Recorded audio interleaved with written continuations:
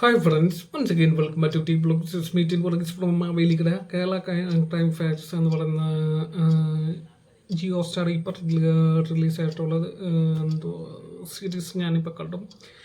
Actually ഞാൻ കണ്ടതെന്ന് പറഞ്ഞാൽ വേറെ ഒന്നുമല്ല, ജിയോ സ്റ്റാറിൽ കൂടെ തന്നെ കണ്ടത്. അപ്പോൾ കഥയുടെ ഒരു പ്ലോട്ട് പറയുവാണെങ്കിൽ നൈസായിട്ടൊന്ന് പറഞ്ഞു തന്നേക്കാം. അത് അത്ര സ്പോയിലറും കാര്യങ്ങളൊന്നുമില്ല. ആ ഒരു രീതി പറയണം. നമുക്കെല്ലാവർക്കും പെറ്റ് കാണും അല്ലെ?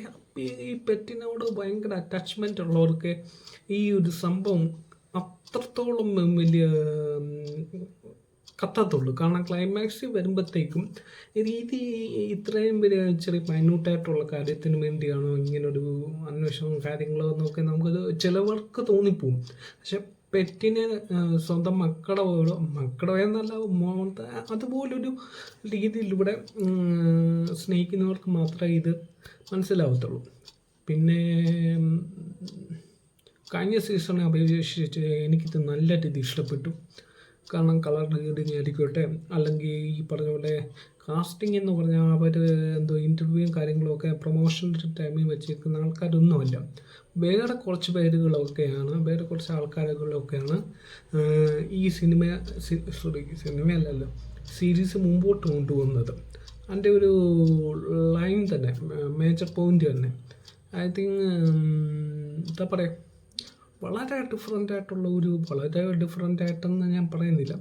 സമാനമായിട്ടുള്ള പല ഒറിജിനൽ കേസസും ഒക്കെ നമ്മുടെ ഇന്ത്യയിൽ നടന്നിട്ടുണ്ട്, വേൾഡ് വൈഡ് ആയിട്ടുള്ള രീതിയിലൊക്കെ നടന്നിട്ടുണ്ട്. ആ ഒരു കേസിനെ അഡോപ്ഷൻ ചെയ്തിട്ടാണ് ഈ ഒരു സംഭവം നിർമ്മിച്ചേക്കുന്നതെന്നല്ല ഡയറക്ഷൻ ചെയ്തിരിക്കുന്നത്. എന്നാലും സൂപ്പറായിട്ടുണ്ട്. പക്ഷേ എനിക്ക് ഏറ്റവും കൂടുതൽ ഇഷ്ടപ്പെട്ട സീരീസുകളിൽ ഒന്ന്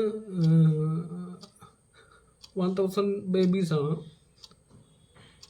പിന്നെ ഇതിപ്പം റിലീസായപ്പോൾ ഇതിൻ്റെ ഒരു റിവ്യൂ പറഞ്ഞെന്ന് മാത്രം, റിവ്യൂ എന്ന് പറയാൻ പറ്റത്തില്ലല്ലോ. അപ്പോൾ okay, meeting Varghese from T blue signing out. നിങ്ങളൊന്ന് കണ്ടു നോക്കണം കേട്ടോ, നല്ലൊരു എക്സ്പീരിയൻസ് ആയിരിക്കും.